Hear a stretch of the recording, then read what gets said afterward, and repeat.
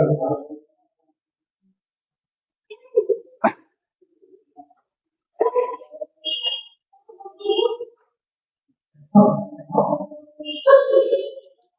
दोस्तों, स्वागत है आपका अपने यूट्यूब चैनल राय क्लासेस पे। कैसे हैं आप सब लोग? आशा करते हैं आप सब लोग बहुत अच्छे होंगे।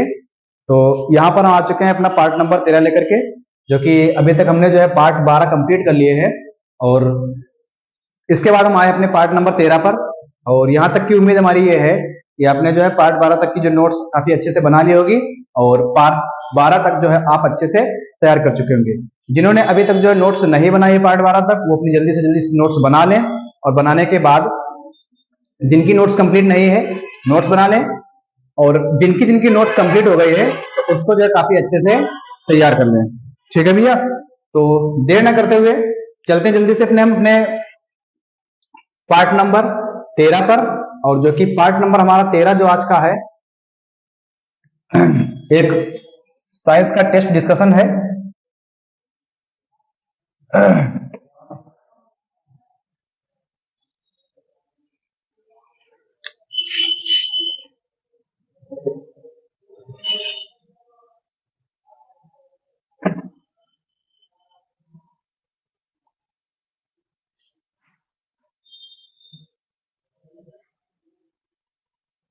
चलिए,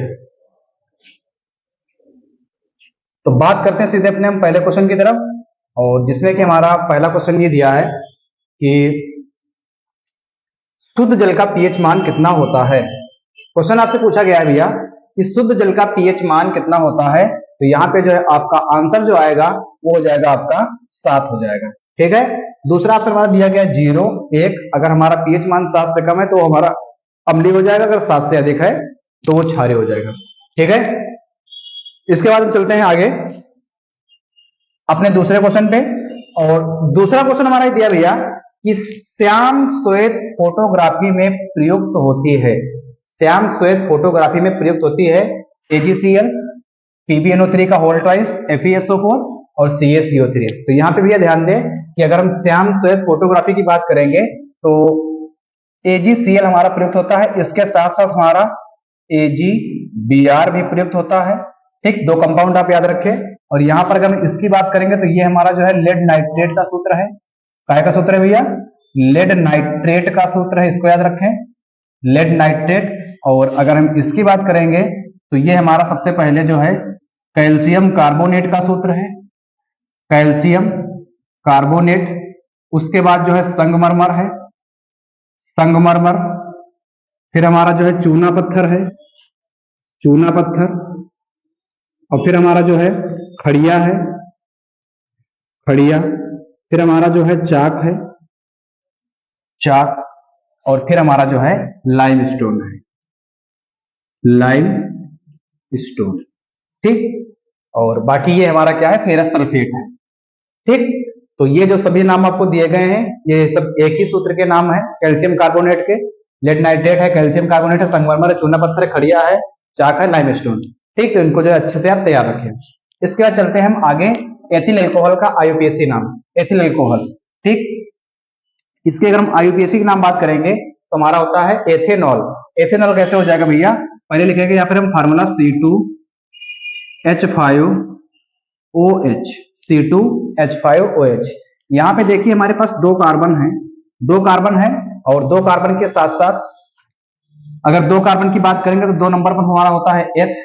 यहाँ पे आपको कोई बांड नहीं दिख रहा है, तो अगर कोई बांड आपको नहीं दिख रहा तो हम मान के चलेंगे कि सिंगल बांड है। तो एथ को हम फिट कर देंगे एन में, तो हमारा हो जाएगा एथेन। और जहां पे आपको OH दिख जाए तो वहां पे लगा देना ऑल। ठीक, तो एथेन प्लस ऑल आपका क्या हो जाएगा? एथेनॉल। तो इसका IUPAC नाम क्या हो जाएगा भैया? हमारा एथेनॉल। ठीक है भाई, आगे चलते हैं कि सल्फर डाइऑक्साइड का जलीय विलयन होता है। सल्फर डाइऑक्साइड का जलीय विलयन कैसा होता है? अम्लीय होता है, क्षारीय होता है, उभयधर्मी होता है और उदासीन होता है। तो यहाँ पे भी ध्यान दें कि सल्फर डाइऑक्साइड का जलीय विलयन कैसा होता है? अम्लीय होता है। ठीक, कैसा होता है? अम्लीय। इसके बाद चलते हैं आगे कि क्षारीय धातुएं हैं, काहे हैं? क्षारीय धातुएं हैं barium, magnesium, calcium. Lithium, sodium, potassium, ठीक, बोरान, एल्यूमिनियम, गैलियम, और इसके बाद है कॉपर, सिल्वर और सोना। तो अगर क्षारीय धातु की बात करेंगे तो हमारा हो जाएगा लिथियम, सोडियम, पोटेशियम। कौन सा हो जाएगा भैया? Lithium, sodium, potassium. ठीक है, लिथियम, सोडियम, पोटेशियम।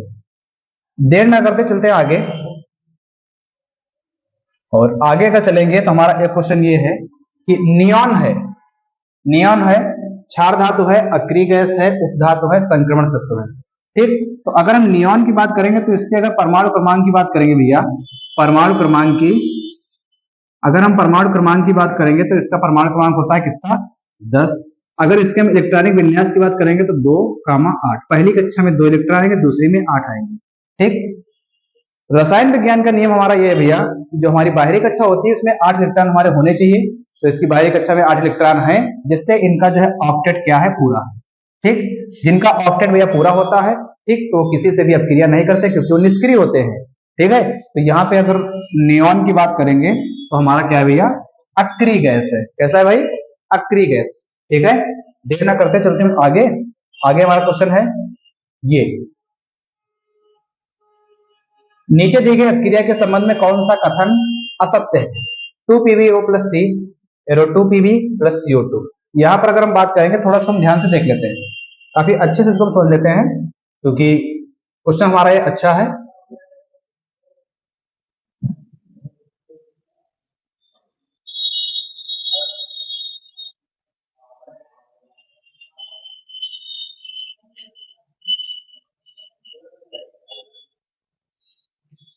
देखिए भैया, क्वेश्चन लिखा है कि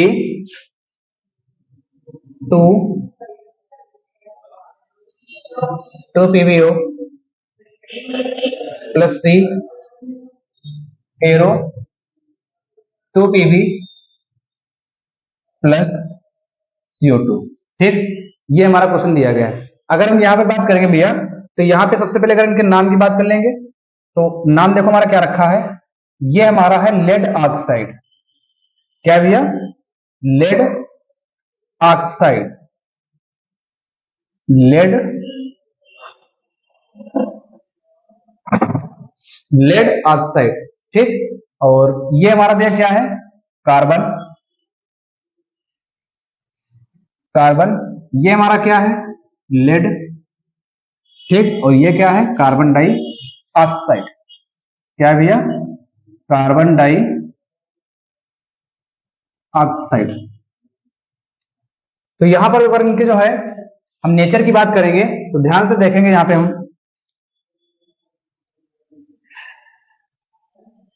ये हमारे पास क्या है? Lead oxide. क्या भैया? Lead oxide. और जो हमारे पास लेड ऑक्साइड है, लेड के ऑक्साइड के साथ हमारे पास ऑक्सीजन है, लेकिन आगे चल के इन्हीं के साथ क्या हुआ है कि ऑक्सीजन नहीं है। तो जहां पे भैया ऑक्सीजन की कमी होती है तो वहां पे हमारा हो जाता है अपचयन। क्या हो जाता है? अपचयन। जहां पे ऑक्सीजन की कमी हो जाएगी तो वहां पे हमारा हो जाएगा अपचयन। यहां ध्यान से देखेंगे, ये हमारे पास कार्बन है, और आगे जाके देखेंगे कि कार्बन के साथ हमारा ऑक्सीजन जुड़ चुका है, कार्बन के साथ हमारा ऑक्सीजन जुड़ चुका है। तो यहां देखो, कार्बन के साथ जब ऑक्सीजन जुड़ रहा है तो यहां क्या हो जाएगा? हमारा ऑक्सीकरण। क्या हो जाएगा? ऑक्सीकरण। और इसी ऑक्सीकरण का दूसरा नाम क्या है? हमारा उपचयन। तो अब यहां समझेंगे, अगर इतनी बात आप समझ गए तो यहां से आपको जो दो बातें समझ में आएंगी, कि यहां पे हमको दो बातें समझ में आ रही हैं। देखो, यहां पे लेड ऑक्साइड है और लेड ऑक्साइड के साथ आपको ऑक्सीजन की कमी हो गई है, तो यहां पे आप क्या लिखेंगे कि यहां पे लेड ऑक्साइड का क्या हो रहा है? अपचयन हो रहा है। क्या हो रहा है? लेड ऑक्साइड का अपचयन, लेड ऑक्साइड का अपचयन। इधर देखेंगे तो कॉपर का क्या हो रहा है? कार्बन का, सॉरी, कार्बन का क्या हो रहा है? ऑक्सीकरण। कार्बन का ऑक्सीकरण हो रहा है, कार्बन का ऑक्सीकरण हो रहा है। लेकिन अगर यहाँ पे हम ऑप्शन पे आएंगे तो हमारे ऑप्शन जो दिए गए हैं, कह रहे हैं पहला ऑप्शन कि सीसा अपचयित हो रहा है। तो भैया यहाँ पे ध्यान से देखें कि सीसा हमारा अपचयित नहीं हो रहा है, लेड ऑक्साइड अपचयित हो रहा है। ठीक, तो पहला ऑप्शन हमारा गलत है, पहला ऑप्शन हमारा जो है गलत है। ठीक, अगर दूसरे ऑप्शन की बात करेंगे, कह रहे हैं कार्बन उपचयित हो रहा है, कार्बन उपचयित हो रहा है। अब यहाँ पे आप दो बातें नोट कर लीजिए कि लेड ऑक्साइड का अपचयन हो रहा है और कार्बन का ऑक्सीकरण हो रहा है। अब हम ऑप्शन समझते हैं ध्यान से, अब समझते हैं हम ऑप्शन। ये ऑप्शन जो है भैया, इनके अगर देखेंगे हम तो यहाँ पे आप ऑप्शन पाएंगे थोड़ा सा गड़बड़ी पाएंगे ऑप्शन में, क्योंकि यहाँ पे दो ऑप्शन सेम हो गए हैं। ठीक, सेम क्या है, यहाँ लिखा है कार्बन उपचयित हो रहा है, फिर लिखा है कार्बन उपचयित हो रहा है, जबकि एक जगह हमारा क्या है, थोड़ा सा मिस प्रिंट हो गया है, यहाँ पे है कार्बन डाइऑक्साइड उपचयित हो रहा है। ऐसे हमारा ऑप्शन है भैया, क्या लिखा है, कार्बन डाइऑक्साइड उपचयित हो रहा है। तो अब देखेंगे पीछे जो है हमने वहां पे देख के आए हैं कि हमको निष्कर्ष क्या मिला है कि हमारा जो है लेड ऑक्साइड अपचयित हो रहा है, मतलब ये कथन हमारा सत्य है, लेड ऑक्साइड अपचयित हो रहा है। इसके बाद तुमसे कह रहे हैं कि कार्बन उपचयित हो रहा है, ये कथन हमारा सत्य है, मतलब सी और डी हमारे क्या हैं, ये सी और डी भैया हमारे क्या हैं, ये सत्य हैं, क्या है भैया, सत्य है। और यहाँ पे सीसा अपचयित हो रहा है, ये तो कथन बिल्कुल गलत लिखा है, और कार्बन डाइऑक्साइड उपचयित हो रहा है, ये तो बिल्कुल गलत लिखा है। ठीक, तो ये हमारे क्या हो जाएंगे, असत्य हो जाएंगे। अब अपने देखिए क्वेश्चन पे, क्वेश्चन ने आपसे पूछा क्या है, सत्य पूछा है कि असत्य पूछा है, तो आप बताएंगे कि असत्य पूछा है। तो असत्य हमारे कौन कौन से वाले हैं, ए वाले और बी वाले, तो ए और बी हमारा करेक्ट आंसर हो जाएगा। ठीक, ए और बी हमारा करेक्ट आंसर हो जाएगा। आगे फिर से एक छोटा सा क्वेश्चन दिया है कि अम्लीय वर्षा के जल का संभावित पीएच मान कितना होता है। तो अम्लीय वर्षा के जल का संभावित पीएच मान कितना होता है, 5.2 होता है। ठीक है, आगे चलते हैं भाई। ठीक, हाँ, आगे लिखा है कि निम्नलिखित में से कौन सा प्रबल विद्युत अपघट्य नहीं है, अमोनियम क्लोराइड है, सोडियम एसीटेट है, पोटेशियम नाइट्रेट है, हाइड्रोजन सल्फाइड है। तो सही आंसर की बात करेंगे तो हमारा हो जाएगा हाइड्रोजन सल्फाइड। ठीक है भैया, आगे निम्नलिखित में से कौन सा अम्ल तनु अम्ल के साथ संयोग करके हाइड्रोजन गैस निकालता है। ठीक, क्लोरीन और सल्फर तो आपके बिल्कुल नहीं होंगे, क्योंकि ये आपकी क्या है, गैस है, क्या है, गैस है।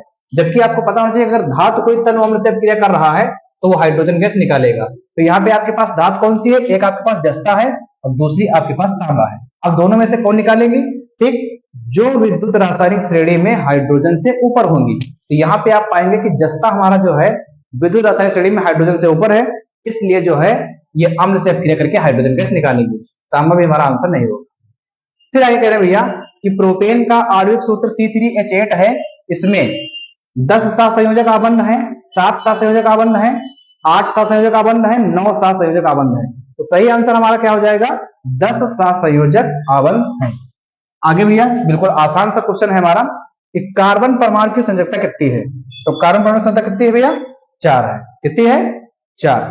ठीक है, आगे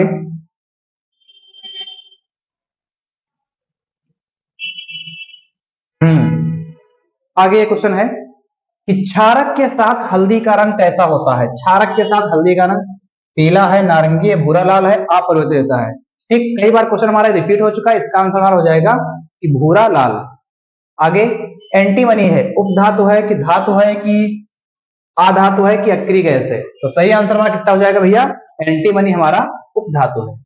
कैसा हो जाएगा भैया, उपधातु। आगे लिखा है कि CH3COOH एसिटिक अम्ल का आईयूपीएसी नाम। ठीक, अगर हम एसिटिक अम्ल के आईयूपीएसी नाम की बात करेंगे भैया, तो यहां देखो कार्बन कितने हैं, 2। तो 2 का नाम क्या होता है, एथ।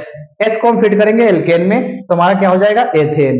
जहां पर आपको COOH दिख जाए वहां पे होता है ओइक। तो एथेन प्लस ओइक क्या हो जाएगा आपका, एथेनोइक एसिड, एथेनोइक एसिड। आगे लिखा है कि खाद्य पदार्थों को सुरक्षित रखने के लिए डिब्बों में जिंक के स्थान पर टिन का लेपन होता है, क्योंकि जिंक अपेक्षाकृत कम अपक्रियाशील है, टिन अपेक्षाकृत अपक्रियाशील है। यही आपका करेक्ट आंसर हो जाएगा कि टिन जो है अपेक्षाकृत कम अपक्रियाशील है। आगे कौन सा कार्बनिक यौगिक असंतृप्त यौगिक है, कौन सा कार्बनिक यौगिक असंतृप्त यौगिक है। एथेन है, मेथेन है, एथिलीन है, एथिल अल्कोहल है। यहाँ पे भैया ध्यान दें, जहां पे कार्बन और कार्बन के मध्य केवल हमारा एकल बंध पाया जाता है तो वहां पे हमारा होता है संतृप्त, और जहां पर कार्बन और कार्बन के मध्य द्विबंध और त्रिबंध पाया जाता है तो वहां पे हमारा होता है असंतृप्त। ठीक, तो एथेन मेथेन, एथेन मेथेन दोनों में हमारा जो है सिंगल बॉन्ड पाया जाएगा, तो ये एथेन मेथेन हमारे क्या हो जाएंगे, संतृप्त हो जाएंगे। एथिलीन, इसका फार्मूला होता है CH2 डबल बॉन्ड CH2, ठीक, CH2, तो ये हमारा क्या हो जाएगा, असंतृप्त हो जाएगा। नीचे बोल दो, थोड़ा शांत रह लो भैया। आगे लिखा है कि जल को जीवाणु रहित बनाने के लिए उपयोगी पदार्थ कौन सा, धावन सोडा, बेकिंग सोडा, फिटकरी, विरंजक चूर्ण। तो सही आंसर आपका हो जाएगा विरंजक चूर्ण। अगर इसके हम फार्मूले की बात करेंगे तो CaOCl2, कैल्शियम ऑक्सीक्लोराइड या फिर कैल्शियम हाइपोक्लोराइड। फिटकरी, ये रक्त के बहाव को रोकने में काम आती है, पीछे क्वेश्चन करा चुके हैं रक्त के बहाव को रोकने में। फार्मूला क्या होता है, K2SO4 इंटू L2SO4 का होल थ्राइस इंटू 24H2O, ये हमारा जो है फिटकरी का सूत्र है। और अगर हम सूत्र की बात करेंगे तो यहाँ पे ध्यान देना, ये हमारे द्विक लवण का सूत्र है। काहे का सूत्र है, द्विक लवण। आगे बेकिंग सोडा की बात करेंगे, NaHCO3, ठीक। आगे धावन सोडा Na2CO3 इंटू 10H2, ठीक है। तो ये हमारे जो है फॉर्मूले हो गए, और काफी क्वेश्चन हमारे बार बार जो रिपीट हो रहे हैं तो उनको आप अच्छे से तैयार रखें। और इसके साथ जो है ये हमारे आज के हो गए 20 क्वेश्चन पार्ट नंबर 13 के, और जल्द ही अपने हम पार्ट नंबर 14 में लौटेंगे कि थोड़े से मतलब कि थ्योरिकल क्वेश्चन लेकर के, पार्ट नंबर 14 में थोड़े से थ्योरिकल क्वेश्चन लेकर के लौटेंगे, जो कि उनको आप अच्छे से देखें और उनको अच्छे से तैयार करें, और तुरंत जो है पार्ट 13 के आप नोट्स बनाएं, और नोट्स बना के टोटल पार्ट 13 आप जो है इनको तैयार करें, ठीक है। तो इसी के साथ जो है हम आपसे विदा लेते हैं, और तब तक जो है क्वेश्चन के आप नोट्स बना लें अच्छे से। और नोट्स बनाने के बाद अगर कोई बाई चांस आपको कोई दिक्कत जा रही है तो कमेंट सेक्शन में जरूर बताएं। और यहाँ पे एक चीज और ध्यान रखें कि आपका स्कोर कितना क्या जा रहा है, मतलब कि कितने क्वेश्चन आपके रिपीट आ रहे हैं, उनका आंसर आप खुद दे पा रहे हैं कि नहीं दे पा रहे हैं, तो उसका जो है हमको जवाब कमेंट सेक्शन में हमको जरूर बताएं, ठीक है। तो आप लोग जो है नोट्स बनाइए, मिलते हैं अपने अगले सेशन में। थैंक यू, धन्यवाद।